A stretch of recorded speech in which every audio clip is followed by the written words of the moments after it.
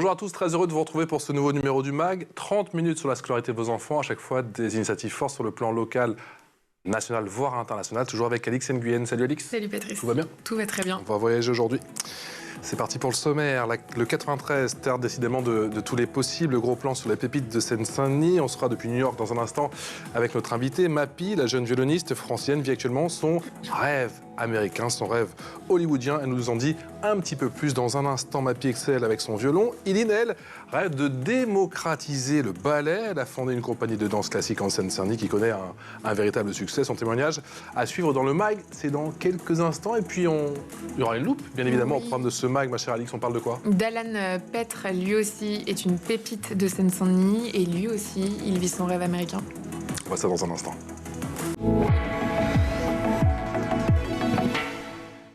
Et je vous présente mes invités. Iline Reynaud, bonjour. Bonjour. Heureuse finaliste de Talent 2024, fondatrice de Ballet 4 Chemins. C'est quoi Ballet 4 Chemins? Ballet 4 Chemins, c'est une compagnie de danse classique qui est aussi moderne, transversale, numérique et inclusive, et donc dont l'objectif est de démocratiser l'audience et la pratique du ballet principalement. La totale. Et vous êtes en finale de Talent 2024. La finale, c'est demain. C'est le 9 février. Le 9 février, on croise les doigts. Vous allez devoir donc pitcher effectivement votre compagnie. Tenir un stand et pitcher ma compagnie. On est également aujourd'hui en notre invité Mappy, désormais célèbre violoniste. Bonjour Mappy, comment allez-vous? Comment ça va depuis New York, vous nous parlez Oui, bonjour, merci de me recevoir. Oui, effectivement, je suis à New York actuellement. Et vous vivez votre rêve américain? On a beaucoup de vidéos désormais, on vous connaît. Petite image pour commencer, rien que ça, petite mise en bouche avec une certaine star américaine, regardez, vous l'avez reconnue, une certaine Alicia Keys. Votre quotidien aujourd'hui, c'est ça, Mappy? Mon quotidien, pas exactement, mais quand même, j'ai l'opportunité de vivre de grands moments comme ceci et je vis un rêve éveillé. Éveillé, effectivement, surtout quand on vient de la Seine-Saint-Denis et que vous allez nous raconter votre histoire dans un instant, mais que parfois on abandonne ce rêve, puis on le reprend avec effectivement cette bien belle aventure, avec un peu de recul, parce que j'imagine que quand on a la tête dans le guidon, on n'a pas le temps de prendre du recul. Quand on voit ces images avec Alicia Keys ou avec d'autres célèbres rappeurs qui participent aux Grammys, on a le temps de mesurer le chemin parcouru? Pas exactement, pas sur le moment. C'est vrai que je vois cette photo, c'est un très très bon souvenir, mais en fait ça arrive vraiment comme tout ça, c'est arrivé comme une surprise en fait, vu comment ça a commencé. Je parle du violon en France parce que je suis allée au conservatoire en France. J'aurais jamais imaginé vivre ces moments-là. Donc quand on y est, on ne réalise pas et on essaie de faire vraiment du mieux qu'on peut pour être à la hauteur. Parce que ça reste un grand challenge. Mais alors justement, qu'est-ce qui vous rend le plus fier aujourd'hui, encore une fois, avec un petit peu de recul? Est-ce que c'est d'arriver quelque part à mélanger tous ces styles? Qu'est-ce que vous avez ce point commun tous les deux? C'est de mélanger votre propre style, le traditionnel, l'afro, le soca et le hip-hop, ce qui ne se fait pas trop en France, ou c'est de parader, si je puis dire, avec toutes ces stars américaines aujourd'hui qui reconnaissent ce talent en vous? Effectivement, donc en France, j'ai eu une formation classique et j'ai toujours écouté d'autres genres musicaux, et notamment le hip-hop, reggae, dancehall, soca, et c'est quelque chose que j'ai essayé de faire en France parce que c'est ce que j'aimais vraiment, et ça n'a pas vraiment pris comme ici. Quand j'entends par là que lorsque j'ai commencé à faire ça, il y a eu quelques vidéos qui circulaient, et c'est vrai que le monde du classique n'a pas trop apprécié. J'ai reçu beaucoup de critiques négatives, mais je me suis rendu compte très vite que dans un autre pays, aux États-Unis, au contraire, c'était très apprécié. Donc j'ai pris la décision d'aller là où je pourrais faire ce que j'aime vraiment et recevoir la reconnaissance pour cela. Et donc ça a fonctionné à cette époque-là, mais c'est en train de changer. Iline Reynaud, est-ce qu'il y a des similitudes justement dans votre démarche? J'ai quand même le sentiment que vous aussi, vous souhaitez mixer, si je puis dire, les cultures? Oui, oui, bien sûr. Moi, je fais de la danse classique depuis toujours, mais je me suis aussi beaucoup intéressée à d'autres styles de danse, ou même pas que. Moi, je suis aussi pianiste et j'ai fait 1 an de comédie musicale, donc j'aime bien chanter aussi. Et le fait d'avoir fait de la comédie musicale aussi, où on chante, on danse et donc on fait du théâtre aussi, en fait j'ai beaucoup aimé le concept et je souhaite vraiment du coup adapter ça dans ma compagnie en du coup faisant des spectacles qui mélangent hip-hop, danse, chant, du coup pourquoi pas, que j'ai pas encore fait, mais voilà, avoir plein de styles variés. Vous êtes combien aujourd'hui dans ta compagnie? On est une dizaine pour l'instant. Et comment tu les recrutes? Comment tu fais parler de toi? Alors pour l'instant, c'est mes amis et les gens qui me soutiennent, parce que pour l'instant, je ne peux pas encore rémunérer mes danseurs. Donc du coup, c'est... Tes amis, ils vont danser gratuitement toute la vie. Moi, je fais comme ça avec mes amis, il n'y a pas de souci. Fais comme moi. Non, mais le but est du coup de rémunérer mes danseurs. Professionnaliser, bien sûr. Voilà. Ouais. Mappy, à 6 ans, toi, tu as appris le solfège. Tu as commencé par les bases, c'est ça? En France, Oui. tu voulais jouer de la guitare, mais ta professeure indique à ta maman que tu devrais faire du violon. Sur le coup, t'as pas vraiment compris? Absolument, oui, puisque apparemment j'avais une très bonne oreille, donc ce qu'on appelle l'oreille absolue, ce que je ne connaissais pas à 6 ans. Donc c'est pour cela que mon professeur a recommandé à ma mère de m'inscrire à des cours de violon plutôt, puisque l'oreille absolue est requise pour ce genre d'instrument. Et donc j'étais un peu déçue au début de ne pas pouvoir jouer de guitare ou de piano, parce que le piano m'intéressait aussi. Et puis avec le temps, j'ai vraiment commencé à apprécier le violon quand je me suis rendu compte que je pouvais, grâce à cette oreille, je pouvais jouer absolument tout ce que je voulais. Juste en écoutant, après avoir écouté une musique à la radio, je pouvais la reproduire. C'est ça, pour qu'on comprenne bien, Mappy, l'oreille absolue, il te suffit d'écouter un seul morceau et tu peux le reproduire intégralement au violon, c'est ça? Comment marche le processus? Alors, oui, c'est ça en fait. Quand on entend une musique, on peut la reproduire avec notre instrument. Alors, je ne dis pas qu'on peut reproduire un morceau entier d'un coup, mais on reconnaît les notes, on peut les rejouer directement. Et pour moi, par exemple, une chanson, on va dire une chanson de 3 minutes, il me faudrait peut-être 10 minutes pour l'apprendre sans partition, pour la rejouer complètement. Oui, c'est grâce à l'oreille. En nous, il nous faudrait 3 ans, tout va bien. Et Mappy, donc on le disait, ta formation, c'est une formation classique de conservatoire. Aujourd'hui, c'est complètement autre chose pour toi.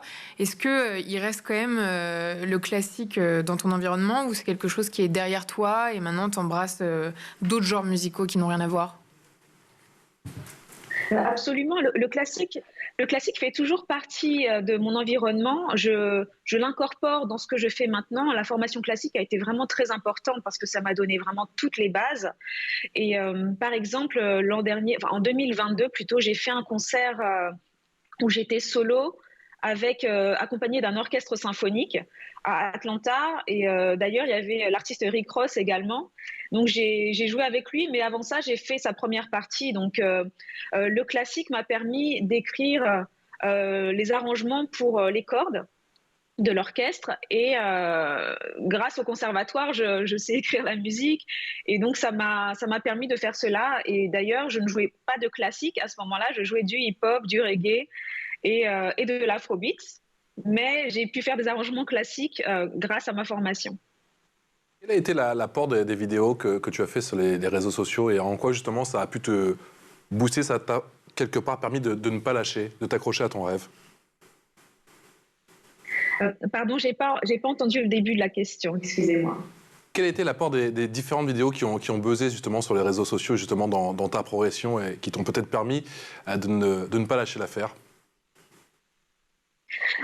Effectivement, donc au moment où ça ne fonctionnait pas forcément ce que je faisais dans la vraie vie, la musique que je jouais dans la vraie vie, j'ai commencé à poster des vidéos sur les réseaux sociaux, et c'est à ce moment-là que je me suis rendu compte qu'il y avait un public qui était très présent et qui était majoritairement originaire des États-Unis, pour le dire, qui m'a vraiment soutenue, qui repartageait mes vidéos, qui m'encourageait et qui me motivait. Mais surtout, ce qui a été le plus impactant, c'est un grand nombre d'artistes très reconnus qui repostaient mes vidéos et qui m'envoyaient des messages très positifs. Et c'est à partir de ce moment-là que je me suis dit, peut-être que je fais quelque chose de bien, peut-être que je devrais continuer sur cette voie. Et continuer à casser un petit peu les codes. Comme toi, Eileen, justement, il est possible de casser les codes quand on fait du ballet ? Alors moi, c'est ce que j'essaye justement avec ma compagnie, parce que c'est vrai que le ballet, c'est un monde très exclusif, en fait. Et donc, je me suis rendu compte de ça avec l'expérience, du coup, et plus je grandissais, plus je me rendais compte que, en fait... C'était où ça, pardon de te couper, effectivement, on découvre ces images. Ça, c'était justement un spectacle de la comédie musicale, et voilà. Et le ballet, donc, continue à casser les codes, effectivement, et le ballet qui est au final ouvert à tous, y compris pour les gens de Seine-Saint-Denis. Oui, ouvert à tous. Non, du coup, comme les grandes écoles, les conservatoires, comme par exemple l'Opéra de Paris, ce genre de conservatoires sont encore très fermés au niveau des corps, même des couleurs de peau, en fait. Et donc, c'est ce que j'aimerais un peu casser dans ma compagnie. Parce que moi, par exemple, qui suis une danseuse classique, je sais que mon physique n'est pas le physique attendu pour ce genre de grandes écoles. Et donc, c'est pour ça que je veux, du coup...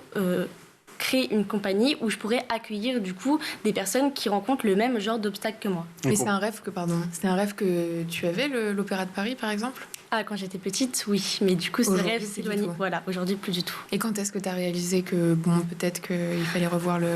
Assez tôt, en vrai. En vérité, dès que j'ai auditionné pour ma première école de danse, j'avoue que j'y allais un peu à reculons parce que, en fait...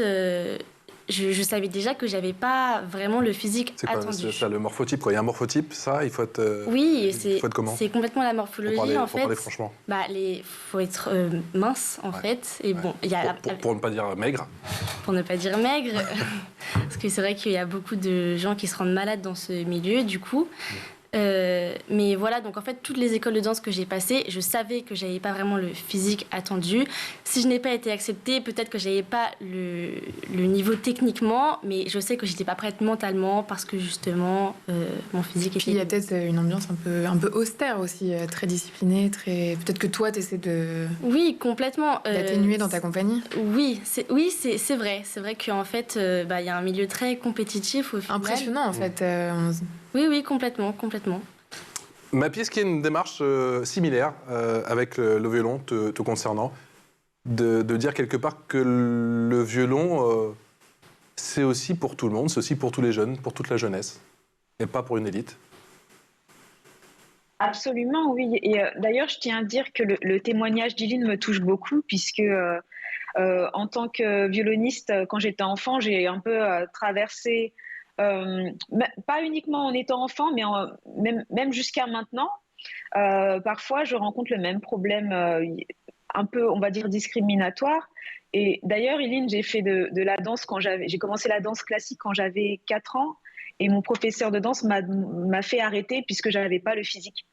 Donc j'ai continué avec le violon, je voulais juste ajouter ça. Mais effectivement...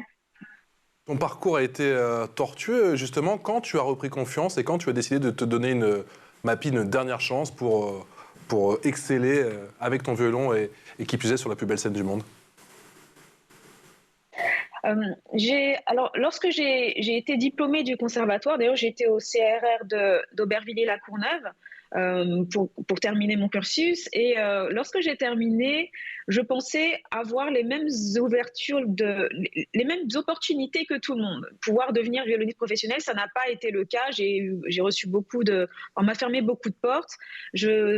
Encore une fois, j'avais ni le physique apparemment, ni je sais pas vraiment quel était le problème. On me l'a jamais dit clairement, mais en tout cas, je ne correspondais pas. Donc j'ai arrêté. J'ai commencé à travailler en tant qu'assistante de direction. J'ai fait ça pendant plusieurs années, et j'ai décidé un jour que je ne pouvais pas continuer comme ça sans sans vraiment essayer de vivre mon rêve. Donc j'ai démissionné et j'ai repris le violon, mais à ce moment-là, j'ai fait vraiment tout ce que j'aimais.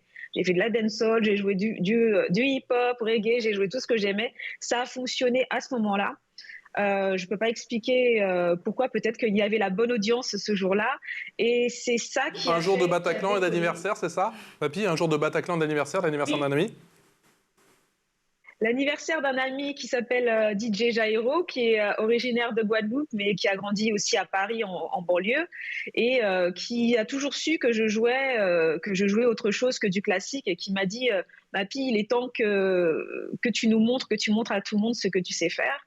Et donc j'ai eu un peu peur, mais c'est à ce moment-là que j'ai joué, et il y avait énormément d'autres promoteurs dans le public qui m'ont booké. Le Bataclan, tremplin. Et Mappy, je crois que les Grammy Awards 2021 ont été un événement déterminant pour vous. Absolument, oui, ça a été, pour moi, pour mon parcours personnel, ça a été une grande, grande récompense de tous les sacrifices, si on peut dire, que j'ai fait en tant que violoniste. Et c'est quelque chose qui était sur mon tableau de visualisation. Je ne pensais pas que ça arriverait en 2021. Et c'est vrai qu'à ce moment-là, je me suis sentie... J'ai enfin ressenti une certaine reconnaissance de mon travail en tant que violoniste, puisque lorsqu'on m'a contactée pour faire ça, on m'a demandé d'être moi-même. On m'a pas demandé de faire semblant ou de jouer, de représenter une instrumentiste classique. On m'a demandé d'être Mappy, de jouer, de faire mes arrangements, de composer ma partie. Et tout ce que j'ai joué, ça venait du cœur. Et donc ça a été apprécié par des personnes très reconnues dans le milieu. Donc ça a été, oui, un grand moment qui a vraiment changé énormément de choses dans ma carrière. 3 mots très importants dans ce que tu viens de dire, ma chère Mappy, c'est tableau de visualisation. Pour ceux qui ne savent pas ce que c'est, tu peux nous dire ce que c'est? Alors, le tableau de visualisation, c'est quelque chose... c'est un tableau de base vide sur lequel on affiche nos rêves. Ça veut dire que si c'est quelque chose que personnellement je fais chaque année, le 1er janvier de chaque année, j'ai de nouveaux vœux. Et par exemple, si un jour je veux aller aux Grammy Awards, eh bien je vais écrire Grammy Awards où je vais coller une photo d'un Grammy. Et en fait, il y a beaucoup de rêves comme ça. On peut aussi, si on veut une maison, on peut indiquer qu'on veut une maison, mettre une photo. Et en fait, j'ai toujours fonctionné comme ça. Et je dois dire que récemment, je regardais... parce que je prends à la fin, quand je change mon tableau de visualisation, je prends toujours une photo pour la garder en souvenir. Et mon tableau de visualisation de 2017, je le regardais récemment et j'ai absolument tout réalisé en 2024. Donc c'est quelque chose, je crois vraiment c'est quelque chose en quoi je crois énormément. La visualisation créatrice. Et sur le tableau 2024, il y a quoi? Je ne peux pas vous le dire. Ok, on en parle en 7 ans. On fait le point tous les 7 ans, effectivement. Voilà. C'est l'heure de la loupe, et la loupe, c'est avec Alix.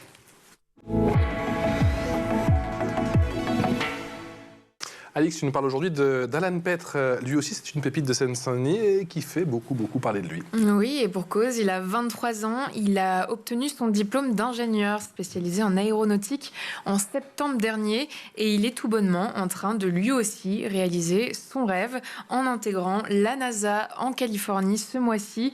Plus exactement, il rejoint le Jet Propulsion Laboratory, le lieu où sont conçus les robots spatiaux. C'est dans ce même laboratoire que les 2 vaisseaux de la mission Mars Exploration Rover ont vu le jour. Alan va travailler sur les prochaines missions de la NASA, Veritas et Da Vinci+, des sondes interplanétaires à destination de Vénus. Alan rêve d'espace depuis l'enfance. Le schéma n'était pas tout tracé parce qu'au lycée, ses professeurs n'ont de cesse de lui rappeler la sélectivité et la fermeture du secteur, tant et si bien qu'il se décourage et s'oriente vers un DUT en gestion des entreprises et administration. On s'en doute, ça ne lui plaît pas du tout. Déterminé, il opte pour un DUT génie thermique et énergétique et renoue avec son rêve d'intégrer une école d'ingénieur.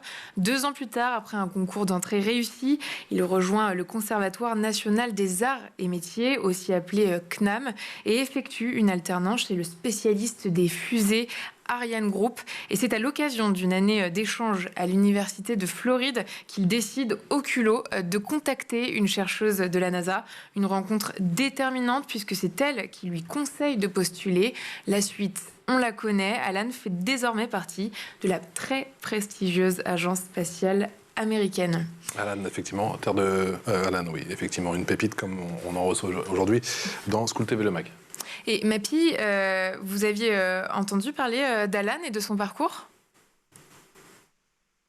Oui, absolument.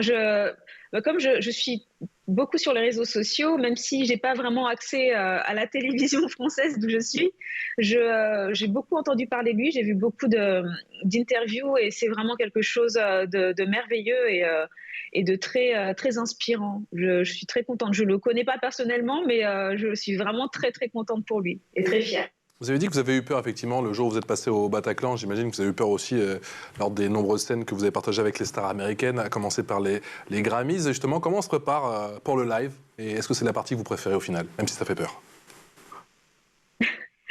Le live est ma partie préférée. La préparation, c'est ce qu'on fait le plus. Hein. Donc, par exemple, pour les Grammys, ça nous a pris une bonne semaine pour répéter, puisqu'on est vraiment parti de presque rien, d'une base, d'une mélodie, et on a construit, et puis on a ajouté des éléments. Il y avait aussi une chorégraphie, des danseurs. Donc, c'est vrai que j'aime beaucoup cette partie quand même, mais le feu d'artifice, c'est vraiment le live. Le moment où on joue, là, c'est quelque chose où, en fait, je me sens vraiment planée, en fait. Il n'y a pas d'autre mot. Quand vous étiez encore en Europe et que ça avait du mal à décoller, vous avez rencontré quelqu'un qui vous a conseillé d'aller outre-Atlantique et pourquoi pas du côté de New York, parce qu'effectivement, là, on adorait cette mixité, ces mélanges, avec un petit peu de recul. J'imagine que vous avez eu peur quand vous avez pris la décision, mais qu'est-ce qui vous a poussé vraiment à prendre cette décision ? Effectivement, donc j'ai rencontré un autre violoniste originaire des États-Unis qui m'a dit, tu sais, ce que tu fais à New York, ça fonctionnerait très bien. Il y a la parfaite audience, ils vont vraiment apprécier. Mais pourquoi j'ai pris cette décision? Parce que c'était vraiment mon rêve. Je savais, je peux pas expliquer, mais je savais que c'était possible et j'étais prête à tout, à traverser l'Atlantique pour aller jusqu'au bout. Et en France, donc j'avais de temps en temps quelques gigs, hein, comme on dit, où je jouais à des mariages, à des événements privés, mais c'était pas exactement ce que je recherchais. J'avais très vite compris que je n'aurais pas d'avenir, j'aurais pas de carrière de violoniste solo en France. Donc, à l'époque. Idil, je dis Idil, pardon. C'est pas, c'est joli aussi, Iline, pardon. Iline, quel rôle joue aujourd'hui le numérique dans vos projets? Parce que c'est vrai que quand on pense ballet, on ne pense pas forcément numérique. Vous me dites que c'est tout l'inverse? Oui, parce que c'est vrai que quand on pense au ballet, on pense aux lieux comme l'Opéra de Paris. Et c'est vrai je pense au petit rat, moi. Au petit rat. Non, mais là où c'est diffusé, je veux dire, parce qu'en fait, on retrouve très peu de ballets, justement, sur Internet. Et donc, en fait, mon but, c'est de rendre le ballet plus numérique et donc plus présent sur les réseaux sociaux. Et également, j'aimerais créer des pièces conçues pour la caméra, donc en faisant des donc effets, sans public donc sans public. Live. Oui, exactement, voilà, avec des effets de caméra qu'on ne pourrait pas avoir, qu'on ne pourrait pas retrouver à la place du public. Oui. Ça se fait déjà dans d'autres pays. Vous avez pris exemple sur ce qui se fait dans d'autres pays. Il y a d'autres, d'autres pays qui vous inspirent justement dans cette démarche? C'est pas forcément des pays, mais c'est plutôt dans les clips, par exemple, des artistes, rappeurs, chanteurs, qui font beaucoup ça, en fait. Et donc voilà, j'aimerais juste adapter ça avec la danse classique. Mappy, la démarche, effectivement, de notre invité, elle serait peut-être mieux comprise outre-Atlantique. Vous pensez qu'ils sont plus ouverts, justement, en termes artistiques? Je dirais que dans certaines grandes villes, oui, effectivement, New York, Los Angeles, oui, j'ai l'impression, oui, qu'ils sont beaucoup plus ouverts.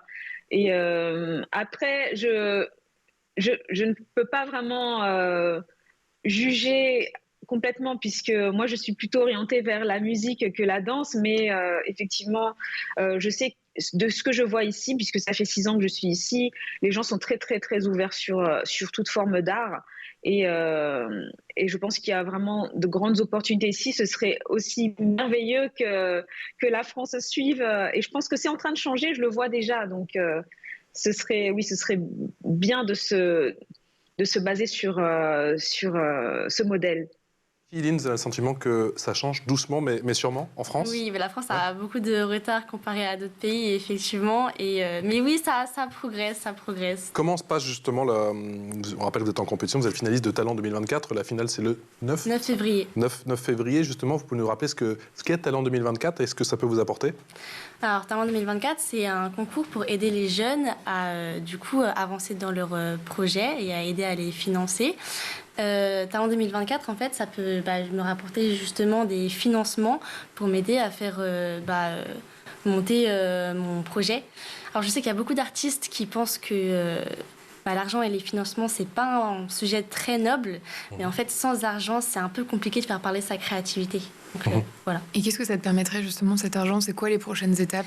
Professionnaliser ma compagnie, en fait, pour avoir des costumes de qualité, des décors de qualité, du matériel de qualité pour filmer mes productions. Et voilà, la prochaine étape, rémunérer mes danseurs. La prochaine étape, Mappy, est-ce que c'est pas de créer un collectif du 93 international? Ce serait merveilleux. Mais non seulement du 93, mais vraiment toutes les régions d'outre-mer notamment, puisqu'il y a énormément d'artistes, de musiciens dans les outre-mer. Moi, je suis originaire de La Réunion, j'aime le préciser. Et aussi, donc il y a énormément de musiciens qui n'ont pas forcément les mêmes opportunités. Donc j'aimerais bien pouvoir créer quelque chose pour nous, pour ceux qui n'ont pas eu les mêmes portes qui se sont ouvertes pour eux, en fait. J'aurais aimé, oui, et ça fait partie de mes projets. Originaire de La Réunion, effectivement, La Réunion en est très fière. Elle a fait plusieurs papiers, plusieurs reportages sur vous. Vous trouvez le temps, dans votre emploi du temps un peu de ministre, d'aller performer là-bas, chez vous? Pas encore, mais on est en train d'y travailler pour cette année, si tout va bien. Et comment s'est passée justement la composition de vos propres chansons? Parce qu'on a beaucoup parlé effectivement de vos compositions et de vos collaborations avec certains artistes américains, à commencer par Rick Ross. Mais vous aussi, vous avez vos projets solo? Absolument, oui, je compose aussi. Donc c'est vrai que on me connaît plutôt pour les covers, mais je compose de la musique et j'ai déjà sorti plusieurs projets. Et en ce moment, je suis en train d'enregistrer un album, donc je suis en studio. Et l'objectif, c'est de réaliser, de sortir l'album cette année. Donc c'est quelque chose qui me tient à cœur. Et si tout va bien, ça pourrait aussi, j'espère, ouvrir des portes aux autres musiciens crossover qu'on appelle crossover comme moi, qui pourraient effectivement, grâce à ça, moins avoir peur de se lancer, plutôt. Est-ce qu'au final, c'est l'heure de vérité? Est-ce que le plus dur commence? C'est aujourd'hui? Pardon, j'ai pas entendu votre question. Je dis au final, est-ce que c'est pas un peu l'heure de vérité? Est-ce que le plus dur commence aujourd'hui pour vous, puisque vous avez fait vos propres compositions, vous essayez de percer aux États-Unis? Ah oui, effectivement, c'est exactement, c'est l'heure de vérité.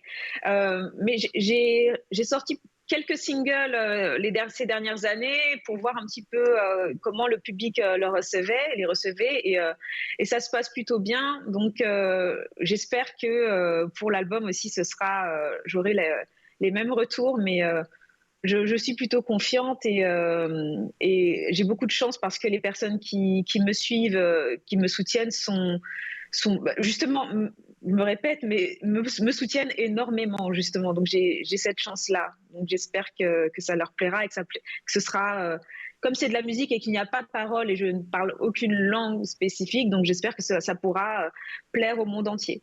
Violon parle pour vous, ne vous inquiétez pas, c'est magnifique. Qu'est-ce que je peux vous souhaiter, Eline, pour cette année? Des meilleurs vœux. Et tous mes vœux, de santé, de bonheur, effectivement. Et de l'argent, et de l'argent. De réussite avec Talent 2024. Des spectacles, des danseurs, de la danse. Voilà. Si effectivement le jury, les jurés de Talent 2024 pouvaient nous entendre effectivement et vous donner un petit coup de pouce, ça nous ferait extrêmement plaisir. Un grand merci à toutes les deux, encore bravo pour vos parcours respectifs. On espère que vous viendrez de nouveau en plateau dans quelques mois pour qu'on fasse un petit point ou un gros point d'étape. Merci à toutes les deux. Merci. Merci Eline d'être venue nous voir aujourd'hui sur le plateau de School TV, le mag des parcours ô combien inspirants. Ma chère Alix. À demain. Quel bonheur de faire cette émission avec vous. On se voit demain.